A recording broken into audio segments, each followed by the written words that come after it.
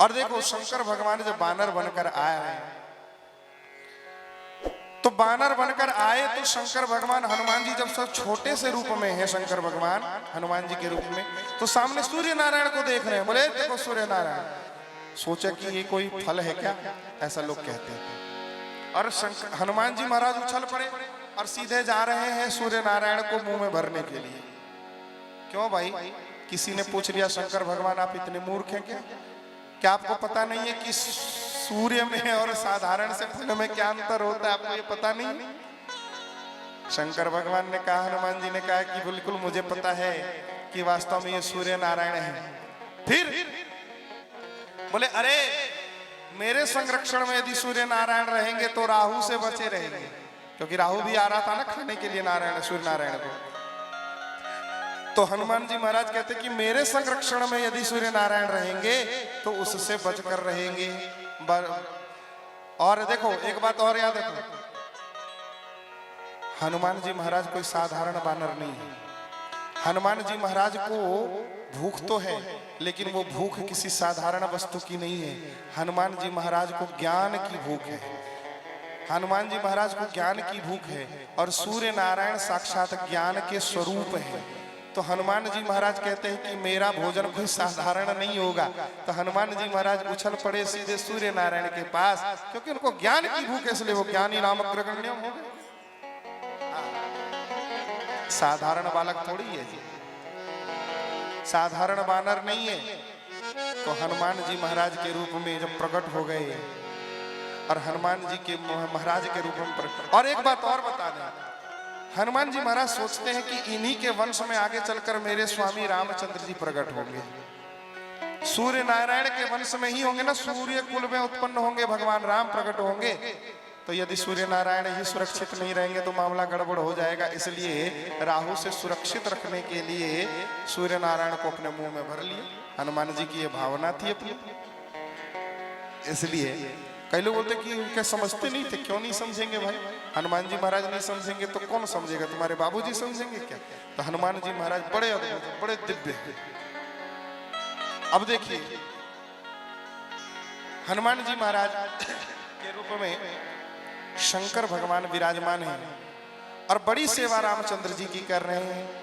हनुमान जी महाराज के रूप में शंकर सबसे पहले इन्होंने 3 लोगों को राज्य दिलाया है। हनुमान जी महाराज ने 3 लोगों को राज्य दिलाया है। हनुमान जी महाराज ने सुग्रीव को रामचंद्र जी से मिलाकर बाली को मरवाकर सुग्रीव को किष्किंधा का राज्य दिलाया है हनुमान जी महाराज ने, पहला। दूसरा, विभीषण को मंत्र देकर रामचंद्र जी से मिलाकर रावण को मरवाकर विभीषण को लंका का राजा बनाया है हनुमान जी महाराज। और तीसरा, भरत जी को सकुशल जीवित रखकर राम जी के आने का समाचार सुनाकर लक्ष्मण के प्राणों की रक्षा करके हनुमान जी महाराज ने रामचंद्र जी को अयोध्या का राजा बनवाया है। तीनों को राजगद्दी मिली। हनुमान जी महाराज ने अपने पास कुछ नहीं रखा। हनुमान जी ने कहा कि भगवान के चरण मिल गए, और क्या चाहिए? हाँ, कुछ भी नहीं चाहिए। हनुमान जी महाराज ने लंका में जाकर आग लगा दी।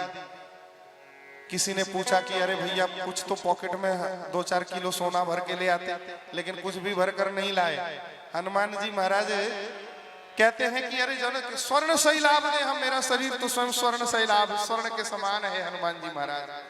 हाँ, इसलिए हनुमान जी महाराज के मन में तनिक भी लालच नहीं, तनिक भी लोभ नहीं है।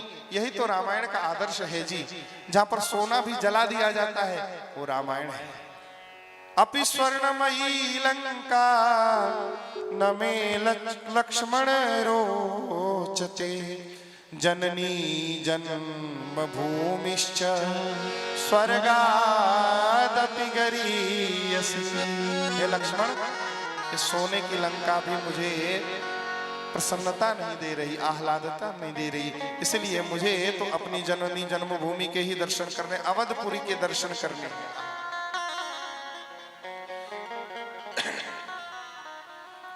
इसलिए भगवान श्री राम जिस प्रकार से भगवान श्री राम के सेवक हनुमान जी भी उसी प्रकार त्याग मूर्ति तपो मूर्ति है जी। हनुमान जी महाराज ने सब कुछ छोड़ दिया। अरे जिसके पास घर होगा उसके पास वही तो घर जाएगा रहने के लिए, लेकिन हनुमान जी के पास कुछ था ही नहीं, इसलिए अयोध्या में ही हनुमान जी महाराज रहने लगे। हनुमान जी को कभी लौटाकर भगवान ने भेजा ही नहीं। कहते क्यों? बोले अरे हनुमान जी को कहाँ भेजेंगे, हनुमान जी ने तो सब कुछ छोड़ रखा है, हनुमान जी का कोई घर ही नहीं है। अंगद इत्यादि सुग्रीव सबके घर है, पर हनुमान जी का कोई घर नहीं है। और सच्चाई तो ये है कि हनुमान जी का हृदय जो है वास्तव में वो रामचंद्र जी का घर है। जासु हृदय आगार बसहि राम सर चाप धर।